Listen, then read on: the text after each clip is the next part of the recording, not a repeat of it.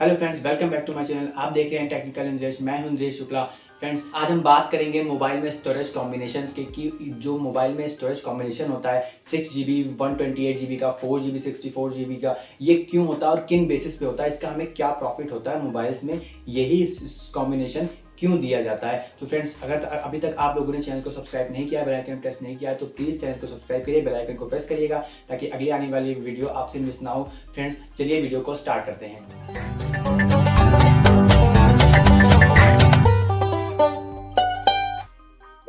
तो फ्रेंड्स, जैसा कि हम सब जानते हैं कि आजकल हर कोई मोबाइल, टैबलेट और लैपटॉप यूज़ कर रहा है। सबसे पहले जो मोबाइल्स आते थे वो कीपैड आते थे, उसके बाद लैपटॉप हर कोई खरीदने लगा, उसके बाद अब छोटे से मोबाइल या लैपटॉप का मेन कॉम्बिनेशन, मतलब लैपटॉप और मोबाइल का एक कॉम्बिनेशन जोड़ के टैबलेट बनाया गया है। तो फ्रेंड्स, आजकल ये सारी चीज़ें ट्रेंडिंग में है और हर कोई इनका यूज़ अच्छे से जानता है।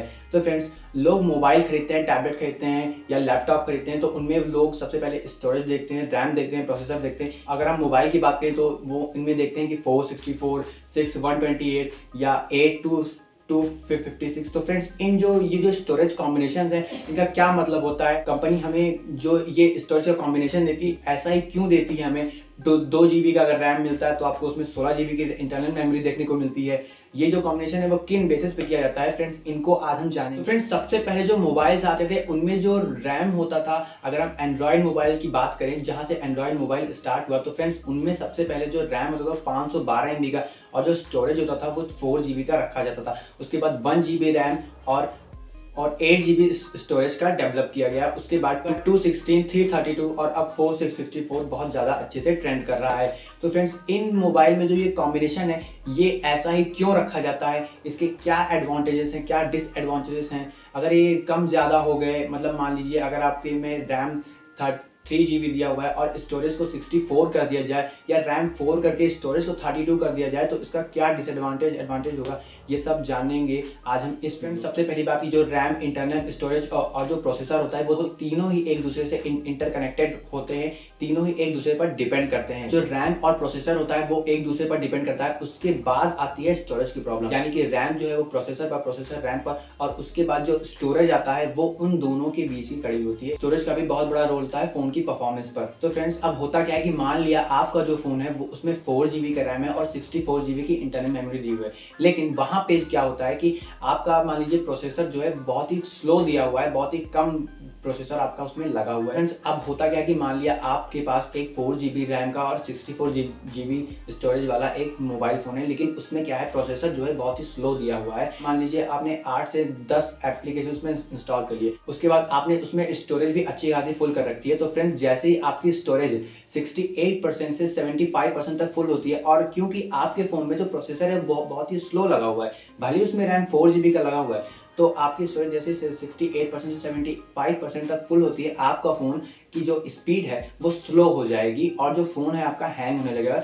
इसका मेन रीज़न ये है फ्रेंड्स, जो रैम है वो प्रोसेसर को उतनी ज़्यादा स्पीड की जो कॉम्बिनेशन है, जो परफॉर्मेंस स्पीड है, वो मैच नहीं कर पाता है, क्योंकि स्टोरेज जो है वो आपकी फुल हो चुकी है, इसलिए फ़ोन आपका हैंग होने लगता है। तो फ्रेंड्स, अब अगर मान लिया आपके फ़ोन में प्रोसेसर काफ़ी हाई लगा दिया गया है, लेकिन जो रैम है वो काफ़ी कम दिया हुआ है, मान लीजिए प्रोसेसर आपके में, मतलब कोई भी हाई क्वालिटी का प्रोसेसर आपके फ़ोन में लगा दिया गया, लेकिन जो रैम है वो केवल 1 GB या 2 GB है, लेकिन जो स्टोरेज है वो आपकी 32 GB की है या 64 GB की आपके पे स्टोरेज लगा दी है। फिर भी अगर आपकी स्टोरेज अब भी अगर 70% तक फुल होती है, या 75% या 80% जैसे ही जाएगी, मिनिमम 75% होती है, तो भी आपका फ़ोन हैंग होने लगता है। तो फ्रेंड्स, ये जो होता है कॉम्बिनेशन, ये बहुत ही फ़ोन बनाते वक्त जो कंपनियां ये बहुत इसका ध्यान में रखती हैं, ताकि फ़ोन जो कस्टमर्स हैं उनका फ़ोन वो चाहे कितनी भी एप्लीकेशन रखें, स्टोरेज रखें, उससे उनका फ़ोन कभी हैंग ना हो। अब फ्रेंड्स, बात करते हैं कि कंपनी हमें कैसे रेंज के हिसाब से हमें रैम, प्रोसेसर और स्टोरेज का कॉम्बिनेशन बनाती कैसे।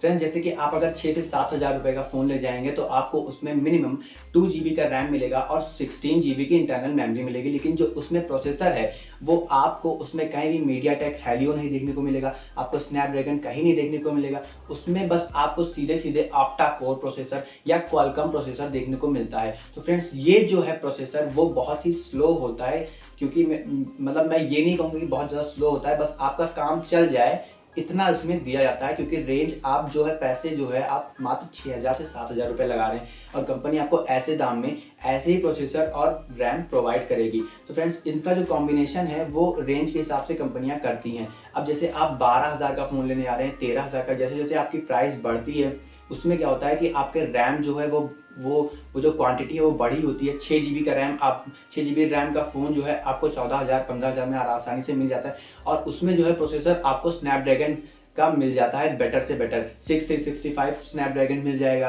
या 732 का प्रोसेसर आपको मिल जाएगा और उसमें स्टोरेज जो होती है वो 128 जीबी की मिल जाती है। अब फ्रेंड्स, कॉम्बिनेशन रखने का मेन मोटिव ये होता है कि फ्रेंड्स जैसे जैसे मान लीजिए आपके फ़ोन में 6 जीबी और 64 जीबी का कॉम्बिनेशन दिया हुआ है, तो फ्रेंड्स और अगर उसमें प्रोसेसर जो है वो 6665 स्नैपड्रैगन दिया हुआ है, तो फ्रेंड्स सबसे पहली बात, उसमें स्नैपड्रैगन 665 दिया हुआ है, उसका रैम जो है 6 जीबी दिया हुआ है। तो अगर आपकी स्टोरेज 64 जीबी दिया भी है और अगर आपकी स्टोरेज जो है वो 70%, 80% या 90%, क्योंकि आपकी 100% से अगर हम लोग कंपेरिजन करें तो 90% अगर आपकी फुल भी हो जाती है तो भी, क्योंकि आपके फ़ोन में 6 जीबी का रैम और 665 स्नैपड्रैगन दिया हुआ है, इसलिए आपका फ़ोन अच्छी हालत में रहेगा। बहुत ही उसकी स्पीड में जो परफॉर्मेंस में बहुत ही माइन्यूट वीकनेस आएगी, यानी कि आपका फ़ोन जो बहुत ही कम हैंग होगा। तो फ्रेंड्स, रैम और स्टोरेज का और जो प्रोसेसर है इनकी जो कनेक्टिविटी होती है, जो कॉम्बिनेशन दिया होता है, इसको बहुत ही ध्यान में रखा है। फ्रेंड्स, बात करते हैं हम अगर कभी कभी बहुत ज़्यादा पैसे लगा देते हैं फ़ोन में, लेकिन तब भी हमारा जो फ़ोन होता है वो 4 जीबी रैम होने के बाद भी हैंग होने लगता है। उसमें मान लीजिए हमने उसमें स्टोरेज भी बहुत ज़्यादा नहीं फुल की थी और हमने उसे 1 साल तक यूज़ किया है, लेकिन बहुत ज़्यादा स्टोरेज भी मान लीजिए उसमें 64 जीबी स्टोरेज दी होती है, लेकिन हमने आज तक उसमें व्हाट्सएप, इंस्टा और फेसबुक के अलावा कुछ भी नहीं चलाया है, कभी भी स्टोरेज फुल नहीं की उसकी, तब भी हमारा फ़ोन हैंग लगता है। तो फ्रेंड्स, उसका जो मेन प्रॉब्लम होता है वो आपका प्रोसेसर होता है, क्योंकि जो रैम होता है वो 4 जीबी भले ही दिया हुआ, स्टोरेज आपकी भले ही 64 जीबी हो, लेकिन आज तक आपने उसमें केवल 10% या 20% ही यूज़ की हो।